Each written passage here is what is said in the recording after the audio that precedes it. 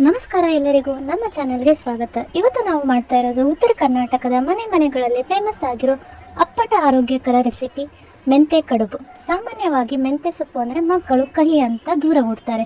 ಆದರೆ ಈ ರೀತಿ ಕಡುಬು ಮಾಡಿಕೊಟ್ರೆ ಪ್ಲೇಟ್ ಖಾಲಿ ಆಗೋದು ಗ್ಯಾರಂಟಿ.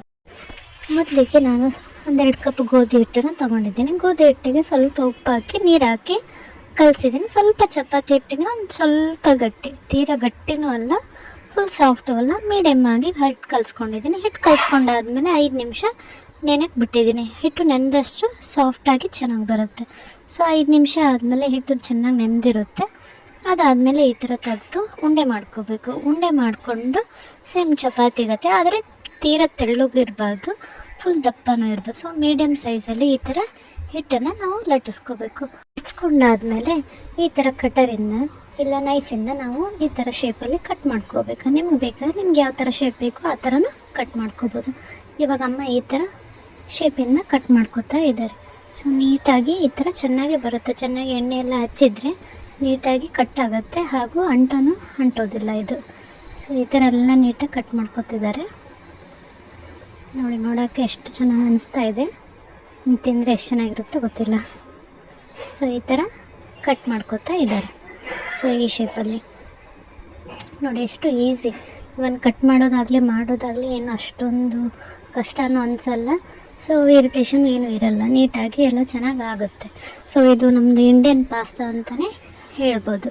ಸೊ ಈ ಥರ ಎಲ್ಲ ಕಟ್ ಮಾಡ್ಕೊಂಡಾದ್ಮೇಲೆ ಒಂದೊಂದೇ ನಾವು ತೆಗಿಬೇಕು. ಈ ಥರ ಎಣ್ಣೆ ನೀಟಾಗಿ ಚೆನ್ನಾಗಿ ಹಚ್ಚಿರೋದ್ರಿಂದ ಸೊ ಬೇಗ ಇದು ಬರುತ್ತೆ.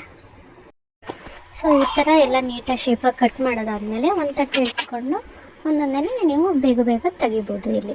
ಸೊ ಈಸಿಯಾಗಿ ಬರುತ್ತೆ, ಇದೇನು ಕಷ್ಟ ಏನಾಗಲ್ಲ. ಇವನ್ ತೆಗಿಯೋಕ್ಕೂ ಅಷ್ಟೇ.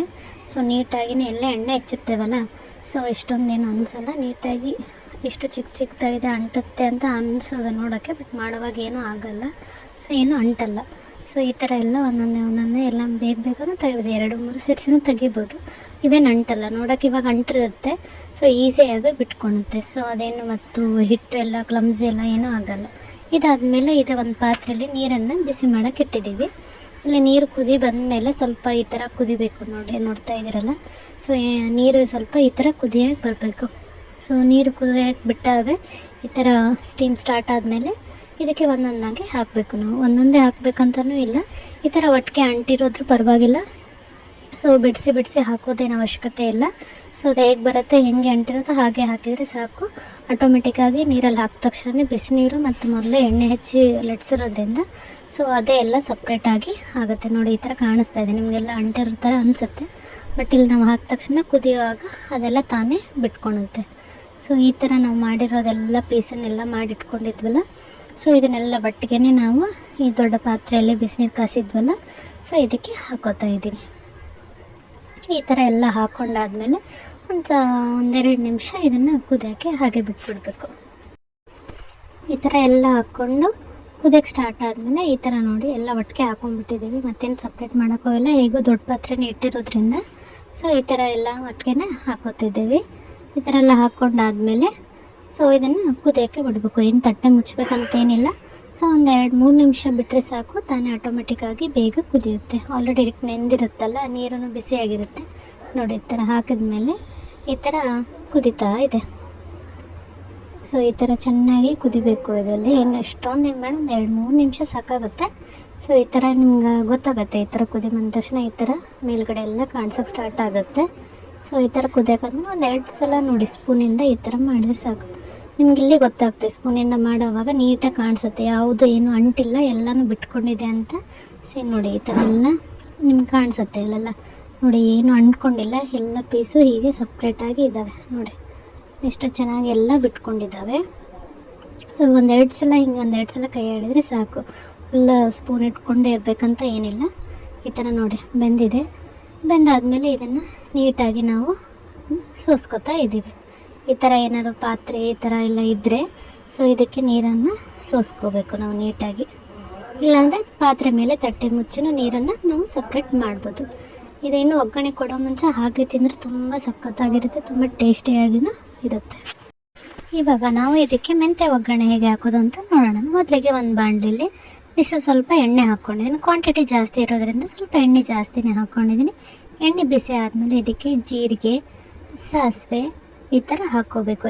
ಜೀರಿಗೆ ಸಾಸಿವೆ ಚಟಪಟ ಅಂದ ತಕ್ಷಣವೇ ಇದಕ್ಕೆ ಈರುಳ್ಳಿನ ಸೇರಿಸ್ಕೊತಾ ಇದ್ದೀವಿ. ಈರುಳ್ಳಿನ ಈ ಥರ ಸೇರಿಸ್ಕೊಂಡಾದ್ಮೇಲೆ ನೀಟಾಗಿ ಸ್ವಲ್ಪ ಕೆಂಪಗಾಗೋವರೆಗೂ ಫ್ರೈ ಮಾಡಬೇಕು. ನೀಟಾಗಿ ಫ್ರೈ ಮಾಡಿದ್ರೆ ಎಲ್ಲ ಊಟನೂ ಚೆನ್ನಾಗಿ ಟೇಸ್ಟಿಯಾಗಿ ಬರುತ್ತೆ.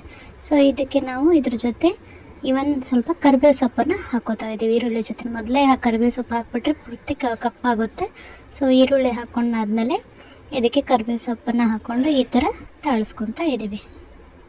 ಸೊ ಕರಿಬೇವು ಸೊಪ್ಪು ಈರುಳ್ಳಿನ ಈ ಥರ ನೀಟಾಗಿ ಫ್ರೈ ಮಾಡಬೇಕು.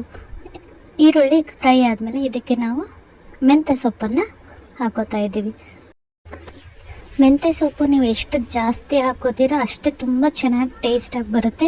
ಈ ಮೆಂತ್ಯ ಸೊಪ್ಪು ಇದು ಜಾಸ್ತಿ ಹಾಕಿದರೆ ಕಹಿ ಬರುತ್ತೆ ಅಂತೆಲ್ಲ ಅಂದ್ಕೋಬೇಡಿ. ಮೆಂತ್ಯ ಸೊಪ್ಪು ಜಾಸ್ತಿ ಹಾಕಿದಷ್ಟು ತುಂಬಾ ಟೇಸ್ಟಿಯಾಗಿರುತ್ತೆ. ಬೇಕಾದ್ರೆ ಒಂದ್ಸಲ ಮಾಡಿ ನೋಡಿ ನಿಮಗೆ ಅರ್ಥ ಆಗುತ್ತೆ. ಸೊ ಈ ಥರ ಮೆಂತ್ಯ ಸೊಪ್ಪನ್ನು ಸಹಿತ ನಾವು ಹಸಿಯಾಗಿ ಬಿಡಬಾರ್ದು. ನೀಟಾಗಿ ಈರುಳ್ಳಿ ಜೊತೆ ಚೆನ್ನಾಗಿ ಫ್ರೈ ಮಾಡ್ಕೋಬೇಕು. ಇದಾದಮೇಲೆ ಇದಕ್ಕೆ ಸ್ವಲ್ಪ ಕೊತ್ತಂಬರಿ ಸೊಪ್ಪನ್ನು ಹಾಕೋತಾ ಇದ್ದೀನಿ. ಕೊತ್ತಂಬರಿ ಸೊಪ್ಪನ್ನು ನಾವು ಈ ಥರ ಚೆನ್ನಾಗಿ ಫ್ರೈ ಮಾಡ್ಕೋಬೇಕು. ಇದಾದ ನಂತರ ಇದಕ್ಕೆ ನಾವು ಹಸಿಮೆಣಸಿನ್ಕಾಯಿ ಮತ್ತು ಶುಂಠಿ ಬೆಳ್ಳುಳ್ಳಿ ಪೇಸ್ಟ್ನ ಹಾಕೋತಾ ಇದ್ದೀನಿ. ಶುಂಠಿ ಬೆಳ್ಳುಳ್ಳಿ ಪೇಸ್ಟ್ ಇಲ್ಲಾಂದರೆ ಅಡುಗೆನೇ ಅಲ್ವಾ. ಸೊ ಶುಂಠಿ ಬೆಳ್ಳುಳ್ಳಿ ಪೇಸ್ಟು ಪ್ಲಸ್ ಹಸಿಮೆಣಸಿನ್ಕಾಯಿ ಜೊತೆ ಹಾಕ್ಕೊಂಡಿದ್ದೀವಿ. ಇವಾಗ ರುಚಿಗೆ ತಕ್ಕಷ್ಟು ಉಪ್ಪನ್ನು ನೋಡಿ ಹಾಕ್ಕೋಬೇಕು. ನಾವು ರುಚಿಗೆ ತಕ್ಕಷ್ಟು ಉಪ್ಪು ಹಾಕ್ಕೊಂಡಾದ್ಮೇಲೆ ಸ್ವಲ್ಪ ಕೈ ಆಡಿದರೆ ನೀಟಾಗಿ ಎಲ್ಲನೂ ಕೂಡ್ಕೊಳ್ಳುತ್ತೆ. ಸ್ವಲ್ಪ ಲೈಟಾಗಿ ಸಕ್ಕರೆ, ನಮ್ಮ ಉತ್ತರ ಕರ್ನಾಟಕ ಮಂದಿ ಅಂದರೆ ಸ್ವಲ್ಪ ಲೈಟಾಗಿ ಸಕ್ಕರೆ ಇದ್ದೇ ಇರುತ್ತೆ. ಸೊ ನೀವು ಬೇಕಂದರೆ ಟೇಸ್ಟಿಗೆ ಹಾಕ್ಕೋಬೋದು. ಇದಾದ ನಂತರ ಇದಕ್ಕೆ ಅರಿಶಿನ ಪುಡಿಯನ್ನು ಸೇರಿಸ್ಕೊತಾ ಇದ್ದೀವಿ. ಹಾಗೆ ಇದಾದಮೇಲೆ ಸ್ವಲ್ಪ ನಿಂಬೆ ರಸನ ಸೇರಿಸ್ಕೊತಾ ಇದ್ದೀವಿ.